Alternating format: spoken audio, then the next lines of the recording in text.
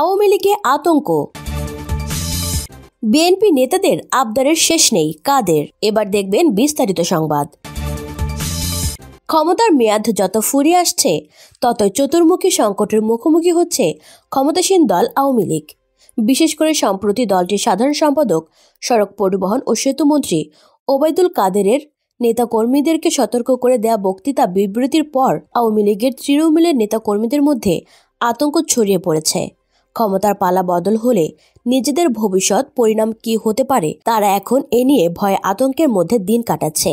জানা যায়, কঠিন সংকটের মধ্যে 1949 সালের 23 জুন কাজী বশিরের গোলাপ বাগানে জন্ম হয়েছিল দলটির। স্বাধীনতার একক দাবিদার দলটি প্রথম সংকটের মুখোমুখি হয় 1975 সালে। 72 থেকে 75 15 আগস্টের পূর্ব পর্যন্ত শেখ মুজিবের শাসনকে রাজনৈতিক বিশ্লেষকরা দুঃশাসন হিসেবেই আখ্যা দিয়ে থাকেন। কারণ সেই সময়ের দুর্নীতি, ব্যাংক ডাকাতি, লুটপাট, দলীয় ও আত্মীয়করণ, ভিন্ন মতের লোকজনের উপর দমনপীড়ন, খুন, হত্যা, গুমের কথা মানুষ এখনো ভোলেনি। 1971 সালের ডিসেম্বরে স্বাধীন বাংলাদেশের রাষ্ট্র ক্ষমতায় আসীন হবার পরই প্রশাসনের সর্বক্ষেত্রে আওয়ামী লীগ ব্যাপক দলীয়করণ করেছিল। 1975 সালে বাকশাল প্রতিষ্ঠার মাধ্যমে সেই আয়োজন পূর্ণাঙ্গ রূপ নেয়। এদিকে আওয়ামী লীগ যে প্রশাসনকে কিভাবে দলীয়করণ করেছিল তার প্রমাণ পাওয়া যায় বাংলাদেশের প্রশাসনিক পুনর্বিন্যাস সম্পর্কে ইউএনডিপির রিপোর্টে। সেই রিপোর্টে আওয়ামী লীগ দলীয়করণ নীতির ফলে প্রশাসনের যে সংকট দেখা দিয়েছিল তার চিত্র তুলে ধরা হয়েছে।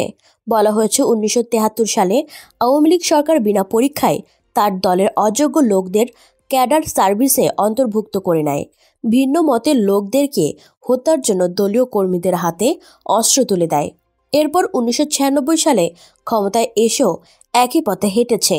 সন্ত্রাস, রাহাজানি, গুম, হত্যা, নৈরাজ্য, মানবাধিকার লঙ্ঘন, রাজনৈতিক দমনপীড়ন, জনগণের গণতান্ত্রিক অধিকার হরণ, ইসলাম বিরোধী কর্মকাণ্ড ও আলেম ওলামাদের উপর নির্যাতন, আত্মীয়করণ, দলীয়করণ, ভারত তোষণ নীতির অভিযোগ রয়েছে। বিশিষ্ট জনদের মতে, আওয়ামী লীগের চিন্তা চেতনায় বাকশাল থাকলেও সাংবিধানিক জটিলতার কারণে পুরোপুরি বাকশালী শাসন ফিরিয়ে আনতে পারেনি। কারণ সংবিধান সংশোধন করার মতো জাতীয় সংসদে তাদের সংখ্যাগরিষ্ঠ সংসদ সদস্য ছিল না। তবে ক্ষমতা কুক্ষিগত করে রাখার জন্য আওয়ামী লীগের চেষ্টার কোনো ত্রুটি ছিল না।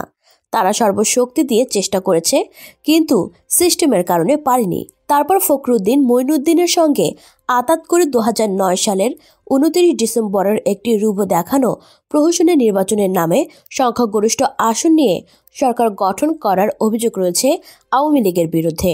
কারণ নির্বাচনের আগেই সিসি শামসুল হুদা বলেছিলেন তিনি 70-এর মতো একটি নির্বাচন উপহার দেবেন। আওয়ামী লীগের 2 শতাধিকেরও বেশি লোককে এমপি নির্বাচিত করে তিনি তার কথা ঠিক রেখেছেন বলেও অভিযোগ করেছিলেন বিশিষ্টজনসহ বিরোধী দলগুলো। দেখা গেছে, আওয়ামী লীগের শাসনের শুরুতেই 2009 সালের 25 ও 26 ফেব্রুয়ারি পিলখানায় এক নৃশংস হত্যাকাণ্ডের ঘটনা ঘটে।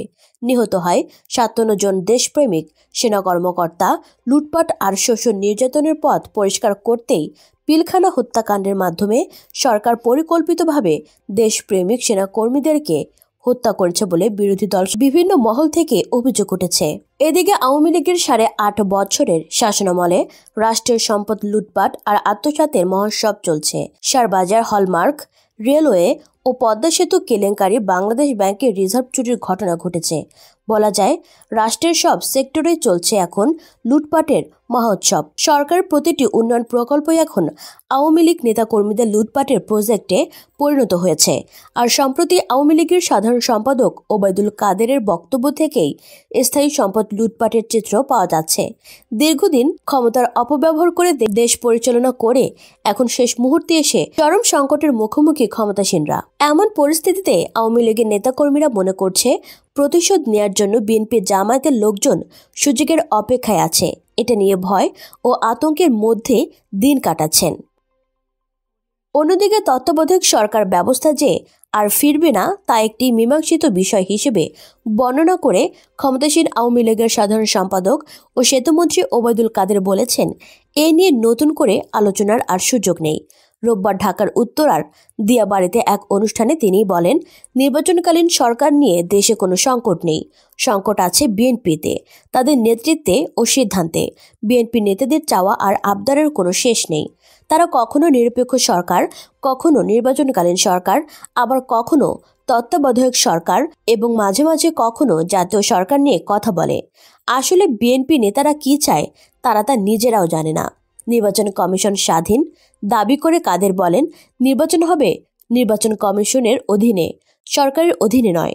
সরকার শুধু রুটিন দায়িত্ব পালন করবে। নির্বাচনকালে স্বাধীন ও কর্তৃত্বপূর্ণ ভূমিকা পালনে নির্বাচন কমিশনকে সব ধরনের সহযোগিতা করবে সরকার। আওয়ামী লীগ সাধারণ সম্পাদক বলেন, নতুন করে তত্ত্বাবধায়ক সরকারের যে কথা বলছেন সেটা একটা মীমাংসিত বিষয়, সুতরাং এ নিয়ে নতুন করে আলোচনার আর কোনো সুযোগ নেই।